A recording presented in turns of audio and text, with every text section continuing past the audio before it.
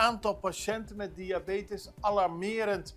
Gisteren heeft het Curaçao Medical Center dat laten weten na overleg dat de afgelopen dagen is gevoerd met allerlei andere organisaties in de gezondheidszorg. Er is sprake van een noodsituatie.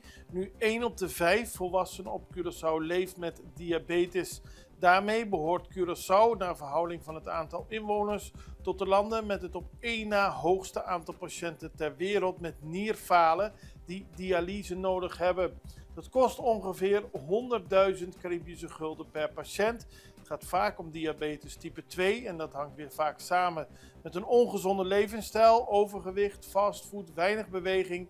Tegelijkertijd kampt Curaçao met een zeer kwetsbare groep van ongeveer 180 personen met diabetes type 1, onder wie kinderen. Dit heeft gevolgen, want er is een tekort aan gespecialiseerd personeel. Er is onvoldoende vergoeding voor huisartsen om diabeteszorg te leveren. En er zijn lange wachttijden voor essentiële diensten, zoals oogzorg. En dit leidt tot blindheid, amputaties en nierfalen.